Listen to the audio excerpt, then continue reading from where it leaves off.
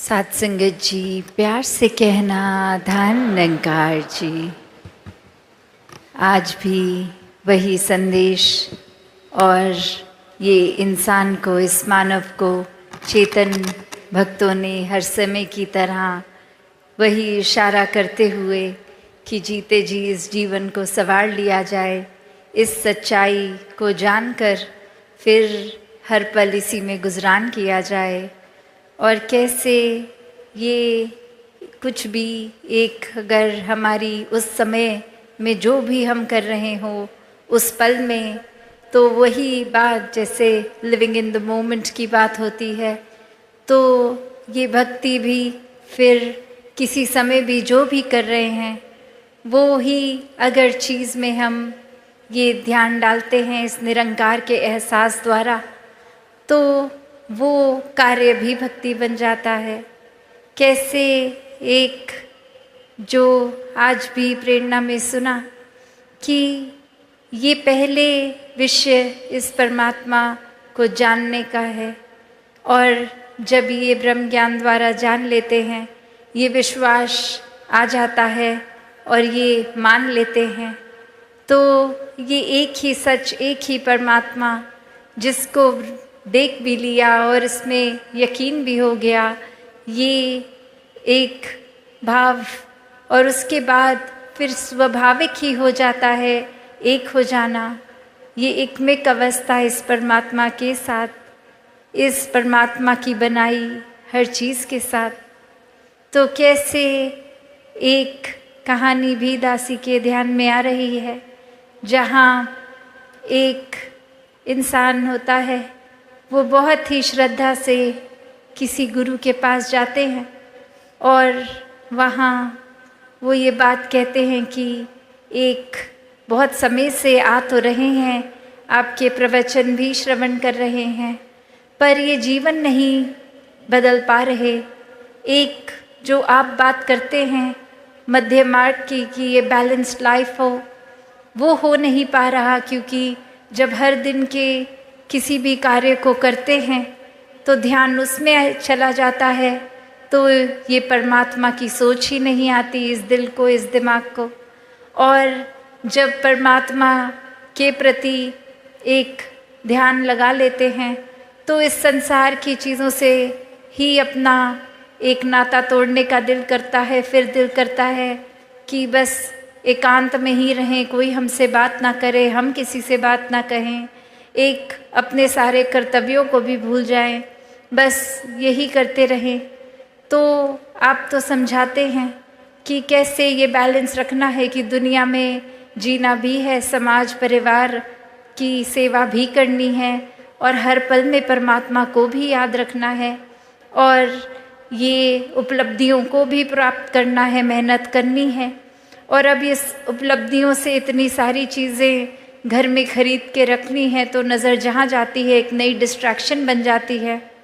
तो ये अब एक मिक होना है, ये बैलेंस बनाना है, ये तो सीख लिया, पर इस पे अब एक प्रैक्टिकली जिया नहीं जा रहा। और वहीं वो समझाते हैं गुरु कि आपके घर के आसपास आपसे सबसे नज़दीक क्या दुकान है, कौन सी दुकान है, तो वो सब बताते हैं कि एक सब्ज़ी वाले हैं, वो बस बहुत अलग अलग सब्जियां रखते हैं, और अपने तराजू में वो जो भी ग्राहक आता है बताता है कितने किलो को कितनी सब्जी चाहिए, उसको तोल कर दे देते हैं। और फिर वो गुरु कहते हैं ठीक है, अब जाइए उनको ध्यान से ऑब्ज़र्व कीजिए, ये कण कण में शिक्षा है, तो यहाँ से भी आपको शिक्षा मिलेगी, आप उनके पास जाइए। और अब वो इंसान अपने पड़ोस की ही दुकान पे पूरा दिन बैठता है, देखता है कि हो तो वही रहा है जो मुझे पहले से ही पता था, कि ग्राहक आया अपना सामान ले गया और ये दुकानदार ऐसे ही तोल कर दे रहा है। और जब वो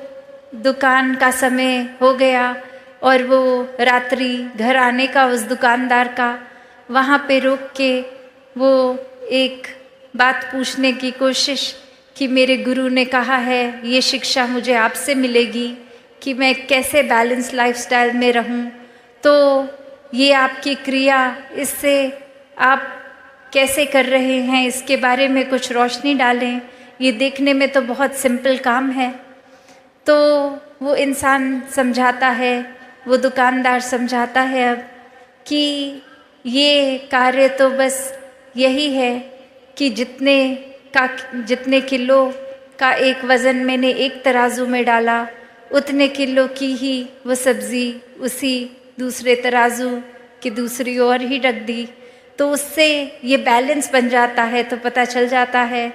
और इसी से मुझे पता है कि अगर मैं 2 किलो सब्ज़ी बेच रहा हूँ तो वो अंदाज़े से नहीं है, तो मैं किसी ग्राहक को एक चीट करके उससे 4 किलो सब्ज़ी का पैसा नहीं ले पाता। वो एक बहुत ही संतुलन बना रहता है, बहुत ट्रांसपेरेंट काम होता है। ग्राहक भी देखता है ये एक ईमानदारी से ही पैसे कमा रहा हूँ। और अब ये बात, और जो हो सकता है उस इंसान को सबकॉन्शियसली तो पता भी थी, पर ये गुरु ने भेजा था तो इतनी बारीकियों से अब समझ आया। और फिर वहीं उपस्थित होके वो अपनी बात यही रखते हैं कि अब ये प्रैक्टिकल लाइफ में ये तो देख लिया कि कैसे एक वो गुण भी अंदर आ गया कि ये धोखाधड़ी ये नहीं करनी है, और साथ ही ये बैलेंस की भी वो बात दुकानदार कर गया। तो यहाँ ये तो पता चल गया कि ये बैलेंस तो ज़रूरी है, और अब बस ये इम्प्लीमेंट कैसे करूँ। तो आगे से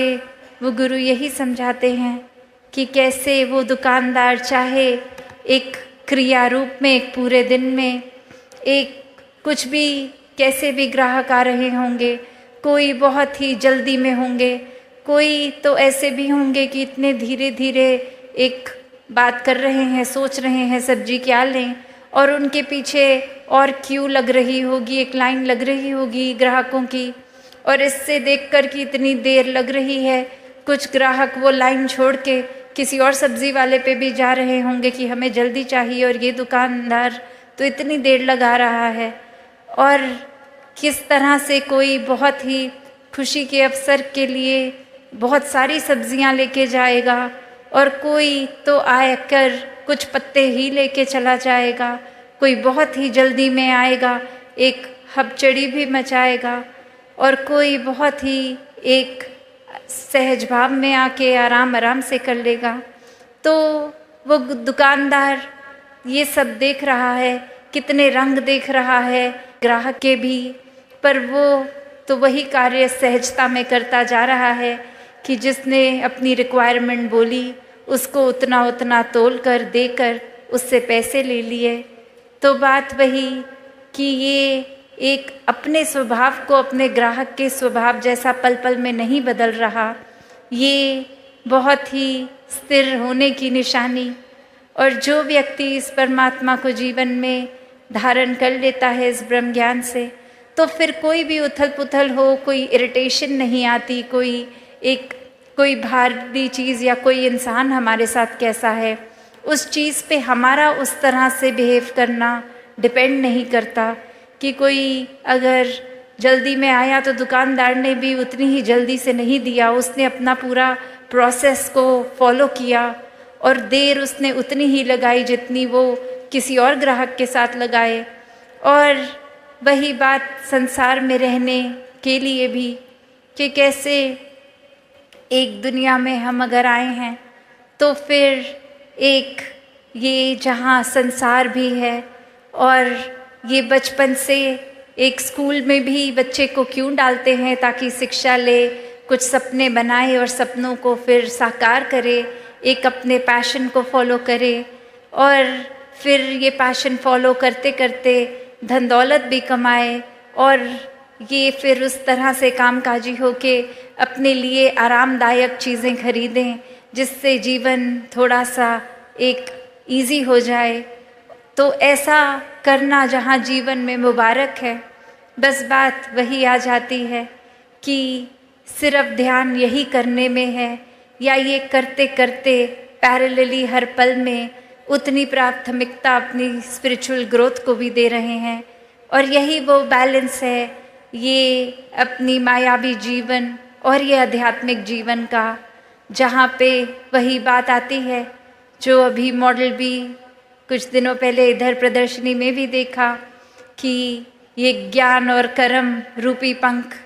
ये एक पंख अगर हो कि सिर्फ एक कार्य तो कर रहे हैं, एक हम किसी वजह से प्रभु परमात्मा का नाम तो ले रहे हैं, पर परमात्मा वाकई है क्या, ये परमात्मा की प्राप्ति तो नहीं कर रहे हैं। और वहीं दूसरी ओर ये ब्रह्म ज्ञान रूप की पंख की, एक चिड़िया का एक पंख जो कर्म और दूसरी चिड़िया का ज्ञान रूपी कर्म, और अब ये ब्रह्म ज्ञान ले भी लिया है जीवन में, पर उसको जीवन में इम्प्लीमेंट प्रैक्टिकली नहीं किया जा रहा। अपने जीवन में सारे अवगुण अभी भी वहीं के वहीं रखे हैं, एक अपनी वाणी को कठोर का कठोर ही रहने दे रहे हैं, ये किसी से मधुर स्वभाव अपने अंदर नहीं ला रहे, किसी से प्यार से बात नहीं कर रहे। तो ब्रह्म ज्ञान जीवन में आने के बावजूद भी ये उड़ना कहाँ संभव होगा। वो फिर बात वही कि ऐसा पक्षी जिसके दो पंख हैं, एक ज्ञान का एक कर्म का, वो ही उड़ान भरेगा, क्योंकि ये कर्म भी हैं, ये जीवन में इम्प्लीमेंटेशन भी है, और ये ब्रह्म ज्ञान की विद्या, ये सबसे ऊंची दात, ये भी ये झोली आई है। तो यहाँ एक ये जो बैलेंस का उदाहरण इस कहानी में भी, तो कैसे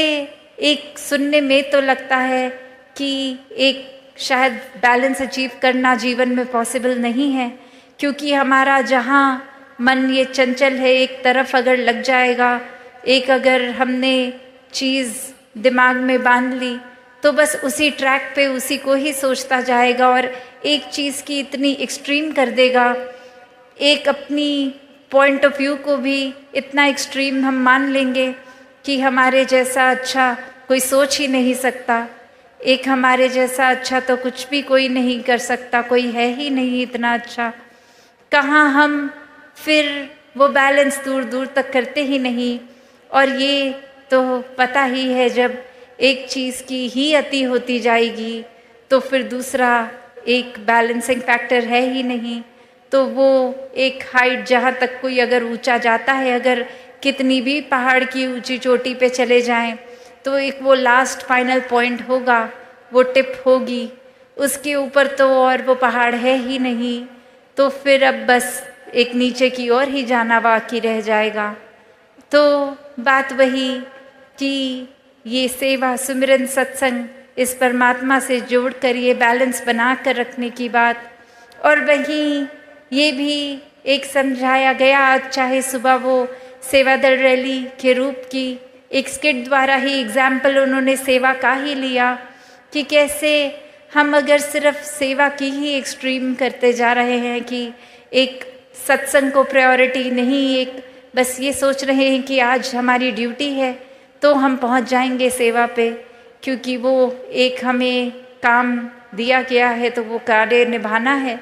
और मन की खुराक के लिए ये सत्संग को भी प्रायोरिटी नहीं, तो वो सेवा भी बस कार्य ही बन जाएगी, क्योंकि वो भाव तो सत्संग से मिलते हैं। और ये मन में भी अगर सिमरन का घाटा है तो ये सेवा और सत्संग भी फिर वो एक हमारी ग्रोथ के लिए इनकम्प्लीट है। तो यहाँ ये तीन चीज़ों का बैलेंस है। उस तराजू में वो पंखों में तो चलो दो पंख की बात थी, यहाँ एक ये निराकार को हर समय रखकर ये सेवा, सिमरन, सत्संग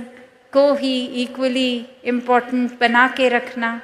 ऐसा बैलेंस करना। और जो ये कर लेते हैं उनके लिए फिर ये जीवन भी बहुत सहज हो जाता है, फिर कुछ एक्स्ट्रा एफर्ट नहीं लगता। हर दिन चाहे आज लगे कि ये सुबह से निकले इतने थके और आज तो घर पे कोई गेस्ट भी आने हैं, उनको भी एक अटेंड करना है, और फिर हमें किसी के घर डिनर पे उनके गेस्ट बन के जाना है, तो फिर ये पूरी दिन की एक्टिविटी इतनी ज़्यादा, तो इसमें थोड़ा सा मैनेज करना, एक भागा दौड़ी लगानी, ये कैसे समय पे सब कुछ होगा, ऑर्गेनाइज करना, ऐसे थॉट्स भी इतने सहज हो जाते हैं कि जब कोई आया घर पे, उसको गेस्ट ही ना माने, परिवार का ही हिस्सा माने और वो प्यार का भाव हो जाएगा, तो कुछ वो शो ऑफ करने की बात तो रही ही नहीं कि इनके आगे कुछ फ्लॉन्ट करना है। उनको वैसे ही प्यार से बिठा के खाना परोसना है और उसी प्यार से वो खाना भी बनाया जाएगा कि ये किसी को इम्प्रेस करने के लिए नहीं है, बस ये जो आ रहे हैं उनसे इतना प्यार है क्योंकि वो प्रभु के ही बनाए गए हैं। और अब जब वो बात आ जाती है तो वही प्यार से खाना बनाया गया, खिलाया गया और फिर आगे किसी और के भी घर जा रहे होंगे तो वही प्यार लेकर जाएंगे कि आप कोई बात नहीं, आप बैठिए, आपका चाहे घर है पर हम मेहमान होकर भी आप बताइए क्या लाना है, हम खुद लेके आएंगे किचन से। तो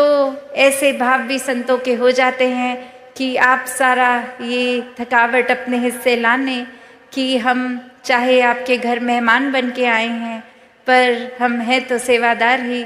तो जो भी है ये मिलजुल के निभा लेते हैं। तो बात वही कि कैसे इस जीवन में फिर अपने ऊपर ही है कि एक बेकार में ही हर छोटी से छोटी चीज़ का भी स्ट्रेस बना के रखना है, या इस परमात्मा में इतने एक में खो जाएं कि कौन सी चीज़ हो के निकल भी गई वो कुछ लगी ही नहीं बड़ी, एक बहुत ही हवा के झोंके की तरह आई और गई। और कैसे फिर ये बैलेंस भी बना रहता है कि वो काम भी सारे हो गए, वो प्यार में भक्ति में रहता हुआ मन एक अपने दोस्तों के साथ दोस्ती, समाज के प्रति भी जो कर्तव्य रहे तो कैसे वो भी बहुत बखूबी निभा लिए गए और कुछ एक्स्ट्रा खुद को भी नहीं लगा। एक जैसे एक कोई पूरे दिन अगर कुछ नहीं भी होता करने में तो भी दिल वही महसूस कर रहा था, या फिर कोई दिन जो पूरी तरह से जैम पैक्ड है कि फुर्सत ही नहीं सांस लेने की, उसमें भी ये दिल दिमाग उतने ही रिलैक्स्ड। तो बात वही कि जो वाक्य ही इस परमात्मा के आश्रय रह लेते हैं वो हर पल को इतना हल्का फुल्का बना लेते हैं कि ये पता ही है कि कैसे ये परमात्मा जो कर रहा है इसी के ही एक शुक्राने भाव में रहें तो बहुत ही, चाहे उस समय हमें लगेगा कुछ ठीक है नहीं है पर ये है, चाहे हमारी नज़र नहीं देख पा रही पर ये ठीक ही है, तो वो कोई हिसाब किताब हमारे आंकड़े लगाने का तो काम नहीं, ये बस परमात्मा की एग्जिस्टेंस देखकर विश्वास की बात है। और जो वाक्य ही हर पल का एक अपनी कन्वीनियंस से कि कुछ जीवन में अच्छा हुआ है तो विश्वास करेंगे और नहीं है तो विश्वास नहीं करेंगे। जब ऐसी कन्वीनियंस से ही परमात्मा को जीवन में जगह दी तो फिर तो कोई लाभ नहीं है, फिर तो वो कोई भी और चीज़ के साथ संसारिक कर सकते हैं। और परमात्मा को प्राप्त करके भी जब एक सब कुछ प्राप्त कर लिया तो भी नज़र इतना छोटा, तंगदिली बना ली, नज़रिया इतना छोटा, तो फिर इतनी बड़ी दात का भी क्या ही फ़ायदा रहा। तो बात वही कि ये जो बैलेंस की बात है और इसी बैलेंस के साथ ये विस्तार भी होता है कि जैसे जैसे